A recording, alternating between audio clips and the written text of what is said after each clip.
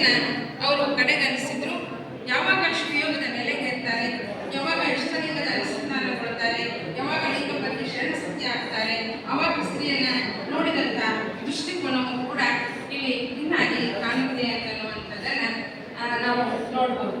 ಹಾಗಾಗಿ ಅವರ ಆ ಒಂದು ಇನ್ನೊಂದು ಗಂಡು ಹೆಣ್ಣು ಅನ್ನುವಂಥ ಈ ಭಾವ ಇದೆಯಲ್ಲ, ನಾವೆಲ್ಲರೂ ಇಲ್ಲೆಲ್ಲ ಕುತ್ಕೊಂಡು ಚಿಂತನೆಯನ್ನ ಮಾಡಬೇಕಾಗಿದೆ.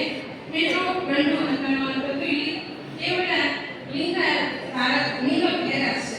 ಯಾಕೆಂತಂದ್ರೆ ಗಂಡಿನಲ್ಲಿ ಹೆಣ್ಣಿನ ಗುಣಗಳಿದ್ದಾವೆ, ಹೆಣ್ಣಿನಲ್ಲಿ ಗಂಡಿನ ಗುಣಗಳಿದ್ದಾವೆ.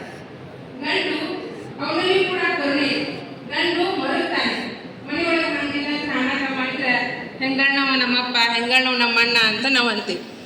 ಅದೇ ಗಂಡು ಬೀರಿಯಲ್ಲಿ ಹೆಣ್ಣಿನಲ್ಲಿ ಗಂಡು ಬೀರಿತನ ಲಕ್ಷಣಗಳಿದ್ರೆ ಅವಳನ್ನು ಗಂಡು ಬೀರಿ ಅಂತ ಹೇಳ್ತೀವಿ. ಉಭಯತರ ಗುಣಗಳು ಇಬ್ಬರಲ್ಲೂ ಇದ್ದಾವೆ. ಹೀಗಾಗಿ ನಮ್ಮ ಇಡೀ ಅವಯವಗಳ ರಚನೆಯನ್ನು ನೋಡಿದರೆ ಗಂಡು ಹೆಣ್ಣಿಗೆ ಅದೇ ಕಣ್ಣು, ಅದೇ ಮೂಗು, ಅದೇ ಬಾಯಿ, ಅದೇ ಎಲ್ಲ ಜನನಾಂಗವನ್ನು ಹೊರತುಪಡಿಸಿ ಈ ಜನನಾಂಗವು ಕೂಡ ಸೃಷ್ಟಿ ಕ್ರಿಯೆಯಲ್ಲಿ ಒಂದು ಜನಾಂಗವನ್ನು ಮುಂದುವರಿಸುವುದಕ್ಕೆ ಸಂತಾನೋತ್ಪತ್ತಿಗಾಗಿ ಇರುವಂಥದ್ದು. ಇಂತಹ ಜನನಾಂಗದ ಭೇದದಿಂದ ನಾವು ತಾರತಮ್ಯ, ಲಿಂಗ ತಾರತಮ್ಯ ಮಾಡೋದು ತಪ್ಪು. ಯಾಕೆ ಅಂತಂದರೆ ಸಂತಾನೋತ್ಪತ್ತಿಯಲ್ಲಿ ಇಬ್ಬರೂ ಕೂಡ ಅಷ್ಟೇ ಪರಿಪೂರ್ಣರಾಗಿರ್ತಾರೆ, ಇಬ್ಬರು ಕಾಂಟ್ರಿಬ್ಯೂಷನ್ ಹಾಗೆ ಇರುತ್ತೆ. ಹಾಗಾಗಿ ನಾವು ಈ ಹೆಣ್ಣನ್ನು ಮತ್ತು ಗಂಡನ್ನು ನೋಡುವಂಥ ಕ್ರಿಯೆಗಳಲ್ಲಿ ವ್ಯತ್ಯಾಸಗಳನ್ನು ನಾವು ಬಿಡಬೇಕಾಗ್ತಾ ಇದೆ. ಲಿಂಗ ಭೇದಕ್ಕಿಂತ ಲಿಂಗ ತಾರತಮ್ಯ ಅನ್ನುವಂಥದ್ದನ್ನು ನಾವು ಪರಿಗಣಿಸಿಕೊಂಡು ತಾರತಮ್ಯವನ್ನು ಮೀರಿ ಆ ಲಿಂಗ ಭೇದದ ಒಂದು ಶ್ರೇಷ್ಠತೆಗಳನ್ನು, ವಿಚಾರಗಳನ್ನು ವೈಜ್ಞಾನಿಕವಾಗಿ ಮತ್ತು ವೈಚಾರಿಕವಾಗಿ ಇಲ್ಲಿ ನಾವು ಮಾಡ್ಕೊಂಡು ಬರಬೇಕಾಗುತ್ತೆ. ಆ ಹಿನ್ನೆಲೆಯಲ್ಲಿ ನಮ್ಮ ಸಿದ್ದರಾಮೇಶ್ವರರು ಒಂದು ವಚನ ಬರೀತಾರೆ ಮುಂದೆ. ಭಕ್ತನ ಮನ ಹೆಣ್ಣಿನೊಳಗಾದಡೆ ವಿವಾಹವಾಗಿ ಕೂಡುವುದು. ಭಕ್ತನ ಮನ ಹೆಣ್ಣಿನೊಳಗಾದಡೆ ವಿವಾಹವಾಗಿ ಕೂಡುವುದು. ಭಕ್ತನ ಮನ ಮಣ್ಣಿನೊಳಗಾದಡೆ ಕೊಂಡು ಆಲಯವ ಮಾಡುವುದು. ಭಕ್ತನ ಮನ ಹೊಣ್ಣಿನೊಳಗಾದಡೆ ಬಳಲಿ ದೊರಕಿಸುವುದು ನೋಡ ಕಪಿಲ ಸಿದ್ಧ ಮಲ್ಲಿಕಾರ್ಜುನ. ಸಿದ್ದರಾಮೇಶ್ವರರು ಈ ಜೀವನವನ್ನು ಹೇಗೆ ಬರುತ್ತೆ ಹಾಗೆ ಸ್ವೀಕರಿಸಬೇಕು, ಅದಕ್ಕೆ ಗೌರವ ಕೊಡಬೇಕು ಅಂತ. ಭಕ್ತನ ಮನ ಹೆಣ್ಣಿನೊಳಗಾದರೆ ವಿವಾಹ ಮಾಡ್ಕೊಳ್ಳೋದೇನು ತಪ್ಪಲ್ಲ.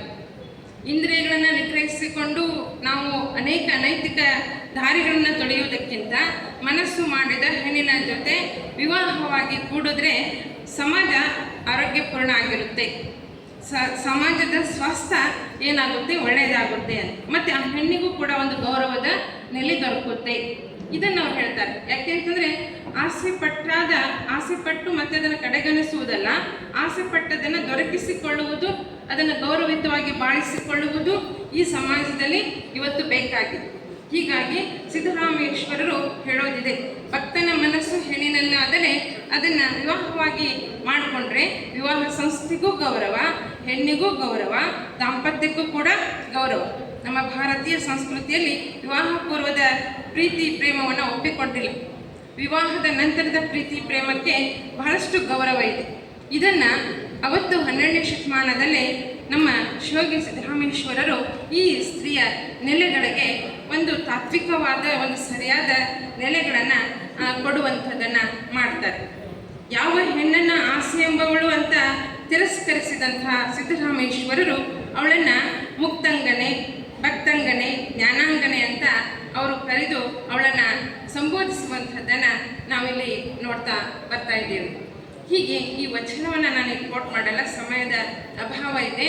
ಆಸೆ ಅಂತ ಜರಿದಂಥ ಸಿದ್ದರಾಮೇಶ್ವರರು ಅವಳನ್ನು ಮುಕ್ತಂಗನೆ, ಭಕ್ತಂಗನೆ, ಜ್ಞಾನಾಂಗನೆ ಅಂತ ಈ ನೆಲೆಯಲ್ಲಿ ಗೌರವಿಸುವುದನ್ನು ನಾವು ನೋಡಿ, ಕೊನೆಯದಾಗಿ ಅವರ ಬಹಳ ಸುಪ್ರಸಿದ್ಧವಾದಂತಹ ಹೆಣ್ಣಿನ ಸ್ತ್ರೀ ಸಬಲೀಕರಣಕ್ಕೆ ಅಂತ ಬರೆಯಲ್ಪಟ್ಟಂತೆ ಇರುವಂಥ ಒಂದು ವಚನ ಇದೆ.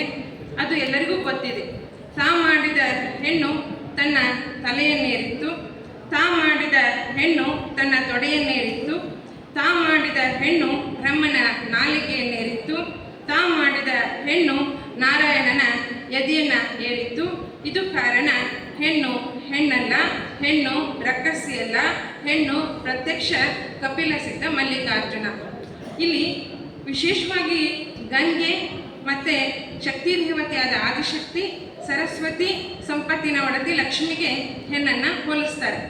ಈ ಸಂದರ್ಭದಲ್ಲಿ ಕೂಡ ಹೆಣ್ಣಿನ ಸ್ತ್ರೀತ್ವವನ್ನು ಅದು ಹೇಗೆ ಎತ್ತರಿಸುತ್ತೆ ಅಂತಂದರೆ, ನಾವು ಯಾರೂ ಕೂಡ ನೀರಿಲ್ಲದೆ ಜೀವಜಲ ಇಲ್ಲದೆ ಬದುಕೋದಕ್ಕೆ ಸಾಧ್ಯ ಇಲ್ಲ. ಹೀಗಾಗಿ ಅವಳನ್ನು ಗಂಗೆಗೆ ಹೋಲಿಸ್ತಾರೆ. ನಾವು ಆಗಲೇ ಹೇಳಿದ್ನಲ್ಲ, ಇದು ನದಿ, ಸಮುದ್ರ, ಈ ಪ್ರಕೃತಿಯ ಸಂಕೇತವಾಗಿ. ಇನ್ನು ವಿದ್ಯೆ ಇಲ್ಲದೆ ನಮಗೆ ಬದುಕೋಕ್ಕಾಗೋದಿಲ್ಲ. ಹೀಗಾಗಿ ವಿದ್ಯೆಯ ಅಧಿದೇವತೆಯಾದಂತಹ ಆ ಶಾರದೆಗೆ ಹೋಲಿಸ್ತಾರೆ. ಇವತ್ತು ಸಂಪತ್ತು, ಹಣ ಇಲ್ಲದೇನೂ ಕೂಡ ಬದುಕೋಕ್ಕಾಗೋದಿಲ್ಲ. ಅಂತಹ ಲಕ್ಷ್ಮಿಗೆ ಹೆಣ್ಣನ್ನು ಹೋಲಿಸ್ತಾರೆ. ಎಲ್ಲಕ್ಕಿಂತ ಮುಖ್ಯವಾಗಿ ಧೈರ್ಯವೇ ಇಲ್ಲದೆ ಬದುಕೋಕ್ಕಾಗೋದಿಲ್ಲ. ಅಂತಹ ಧೈರ್ಯದ ಶಕ್ತಿಯಾಗಿ ಆದಿಶಕ್ತಿಗೆ ಹೆಣ್ಣನ್ನು ಹೋಲಿಸುವುದನ್ನು ಈ ಪ್ರಸ್ತುತ ಸಂದರ್ಭದಲ್ಲೂ ಸ್ತ್ರೀ ಸಬಲೀಕರಣದ ಒಂದು ಒಳ್ಳೆಯ ವಚನ, ಸ್ತ್ರೀ ಸಂವೇದನೆಗೆ ಅವರು ನೀಡಿದ ಒಂದು ಒಳ್ಳೆಯ ಉತ್ತರ ಅಂತನ್ನುವಂಥದ್ದನ್ನು ನಾವಿಲ್ಲಿ ಹೇಳ್ತಾ, ಅವರ ಇಡೀ ವಚನಗಳಲ್ಲಿ ಅವ್ವ, ತಾಯಿ, ಅಕ್ಕ ಈ ಸಂಬೋಧನೆಗಳನ್ನು ನೋಡ್ತಾ ಇದ್ದೇವೆ. ಅವತ್ತಿನ ಕಾಲಘಟ್ಟದಲ್ಲಿ ನೀಲಮ್ಮ ತಾಯಿಯ ಕುರಿತು ಕೂಡ ಪೂಜ್ಯ ಭಾವನೆಯಿಂದ ಅವರು ವಚನವನ್ನು ಬರೆದಿದ್ದು ನೋಡಿದರೆ, ತಮ್ಮ ಸಮಕಾಲೀನ ಎಲ್ಲ ಶರಣೆಯನ್ನು, ಎಲ್ಲ ಸ್ತ್ರೀ ಕುಲವನ್ನು ಒಂದು ಮಾತೃತ್ವದ ಒಂದು ದೃಷ್ಟಿಕೋನದಲ್ಲಿ ಅವರು ದರ್ಶಿಸಿದ್ದನ್ನು ನಾವು ಇವತ್ತು ಕಾಣಬಹುದಾಗಿದೆ. ಹಾಗಾಗಿ ನಮ್ಮ ಸಿದ್ದರಾಮೇಶ್ವರರು ಇಡೀ ತಮ್ಮ ವಚನಗಳಲ್ಲಿ 2 ಹಂತಗಳಲ್ಲಿ ಸ್ತ್ರೀ ವಿಚಾರಗಳನ್ನು ಅವರು ಹೇಳ್ತಾರೆ. ಒಂದು, ಅವರು ಶಿವಯೋಗಿ ಆಗೋದಕ್ಕಿಂತ ಮುಂಚೆ, ಆನಂತರ ಶಿವಯೋಗದ ನೆಲೆಗೇರಿ ಶರಣಸತಿ ಲಿಂಗಪತಿ ಭಾವದಲ್ಲಿ ನೆಲೆ ನಿಂತ ಕಾರಣ. ಹೀಗಾಗಿ ಇಷ್ಟು ಇದರಲ್ಲಿ ಸಾಕಷ್ಟು ವಚನಗಳಿದ್ದಾವೆ. ಆಗಲೇ ಲೇಖನ ಕಳಿಸಿದ್ದೇವೆ, ಪುಸ್ತಕ ರೂಪದಲ್ಲಿ ಕೂಡ ಅದು ಪ್ರಕಟ ಆಗಿದೆ. ಅದು ಬಹಳಷ್ಟು ಖುಷಿ ಕೊಡುವಂಥ ಸಂಗತಿ. ಕೊನೆಯದಾಗಿ ಒಂದು ಮಾತನ್ನು ಹೇಳಿ ನಾನು ಈ ಒಂದು ಮಾತಿಗೆ ವಿರಾಮ ನೀಡ್ತಾ ಇದ್ದೇನೆ. ದೀಪ ತಾನು ಮಾತಾಡೋದಿಲ್ಲ, ದೀಪದ ಬೆಳಕು ಮಾತಾಡುತ್ತೆ. ಹಾಗಾಗಿ ಡಾಕ್ಟರ್ ಕಲ್ಯಾಣರಾವ್ ಪಾಟೀಲ್ ಅವರ ನೇತೃತ್ವದಲ್ಲಿ ಅವರಂತಹ ಅನೇಕ ಮುಗ್ಧ ಮತ್ತು ಸೇವಾ ಮನೋಭಾವ ನಿರತ ವ್ಯಕ್ತಿಗಳಿಂದ ಇಂತಹ ಒಂದು ವಿಚಾರ ಸಂಕಿರಣ ಬಹಳಷ್ಟು ಅರ್ಥಪೂರ್ಣವಾಗಿ ಅದು ಜರುಗಿದೆ ಅಂತ ಹೇಳಿ ಡಾಕ್ಟರ್ ಕಲ್ಯಾಣರಾವ್ ಪಾಟೀಲ್ ಸರ್ ಅವ್ರಿಗೂ ಮತ್ತು ಅವರ ಹಿಂಪಡೆ, ಅಂದರೆ ಅವರ ಬೆಂಬಲಿಗೆ ಪಡೆ ಇದೆ, ಆ ಎಲ್ಲ ಶರಣ ಸಂಕುಲಕ್ಕೂ ನಾನು ಧನ್ಯವಾದಗಳನ್ನು, ಮನಪೂರ್ವಕ ನಮನಗಳನ್ನು ಸಲ್ಲಿಸ್ತಾ, ಇಂಥ ಒಂದು ಹಾವೇರಿಯಿಂದ ಬಸವ ಕಲ್ಯಾಣಕ್ಕೆ ಬಂದು ಈ ವೇದಿಕೆಯಲ್ಲಿ 4 ಉತ್ತಮ ವಿಚಾರಗಳನ್ನು ಹಂಚಿಕೊಳ್ಳೋದಕ್ಕೆ ಅವಕಾಶ ಮಾಡಿಕೊಟ್ಟಂತಹ ಎಲ್ರಿಗೂ ಕೂಡ ತುಂಬ ಹೃದಯದ ನಮನಗಳನ್ನು ಸಲ್ಲಿಸಿ ನನ್ನ ಮಾತಿಗೆ ವಿರಾಮವನ್ನು ನೀಡ್ತಾ ಇದ್ದೇನೆ. ಎಲ್ಲರಿಗೂ ಶರಣಾರ್ಥಿಗಳು.